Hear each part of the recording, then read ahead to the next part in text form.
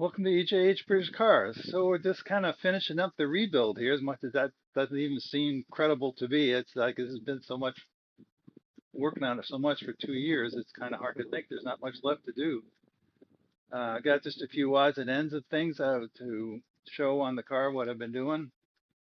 Uh, Maybe they interest you. I think the one thing that there's not a lot of information about, and that's the little bracket that's behind the rear view interior mirror that's got a little rubber pad on it. And I searched around and around because I had those parts and I knew what they were kind of doing, but how they went to do it, I don't know. Didn't know. So I found a little bit of information on the web, so I thought I'd try to show you. You do need to loosen the windshield up and slide it forward a couple of inches just to have enough room to put the screws into the rear view mirror, which is not a big deal. They're just the dust fasteners. You undo them and slide it up. Anyway, so let's go take a look at that and some other bits and pieces that I did, including I got an ashtray from my friend Dennis, which I painted when I painted the rest of the car. It's been sitting in a box for months or probably a year now. Um, but I found a place to mount it in the car, and as much as I don't smoke, it's just kind of a cool accessory. It's not the one you typically see in a Triumph, or a long, thin one, and this one's more like a shallow, square one, more like you would see in an American car, but it's definitely an aftermarket ashtray that you put in the car. So let's go take a look. To install the mirror with that clip, first off you need to loosen the sluice fasteners on the windshield, both sides. You need to slide the whole window assembly forward a couple of inches. You don't need to remove it, but just, slide it up to about there because it's just too tight to work in there. Here's the windshield back in place.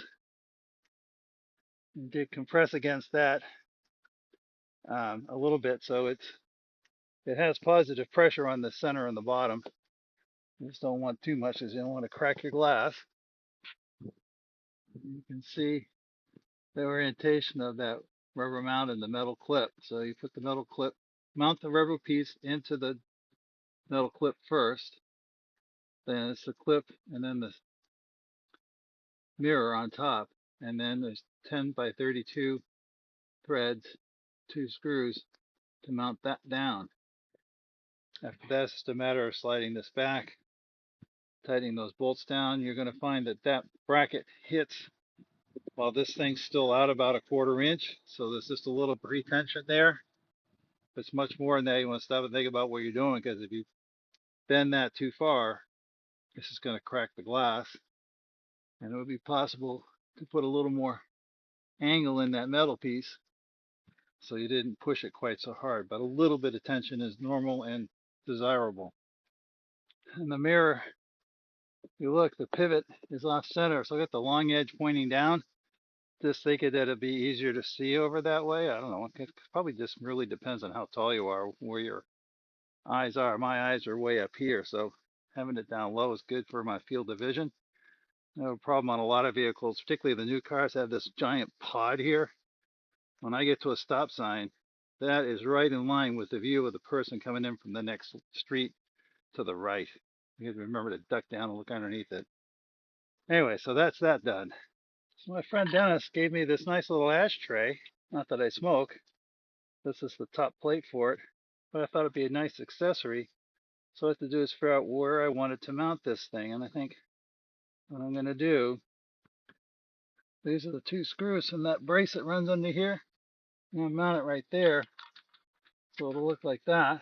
I think it's kind of cool. The only difference is I'm going to use this hole, but I need to drill another one 1 5/8 on center to pick up the second screw. So let me go drill that. So there's the hole I drilled. If you notice, it's right on this raised section. And I didn't want to drill 2 holes, put them on each side, because it would push this into that bump. I don't want to do that. Bulb, never to be used again, or at least for cigarettes. This was the original knob, by the way, but it was so beat up. I one I had laying around in the garage. So I went through and got the license plates mounted. That's the one on the rear. There's the one on the front. Doesn't interfere with the starter handle or anything exciting like that. That's all done. Put the mirror in, the rearview mirror. I think I showed you how I did that earlier, but here's the rearview mirror in place. And I still need to mount the wing mirrors, but it's getting late, so that'll be another day. So this car had the optional wing mirrors, one here, one there, and they are left and right. This would be a right-handed one. And one thing I do want to do, this black piece on the bottom, which is what goes against the body, is just a piece of hard plastic. So I'm going to cut a gasket to that shape and put it between this and the body. So I'm going to go cut a couple of gaskets. You'll notice this black piece has a ridge on the outside that goes up towards the chrome side. And then we just put the gasket on, and then we'll go put it on the car.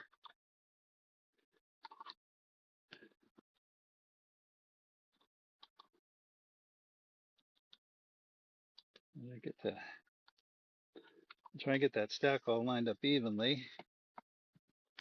I'm going to put that through the hole in the body, and this basically should be perpendicular to the hood line because there should be enough angle in these mounts that you don't need to put any angle in to start with.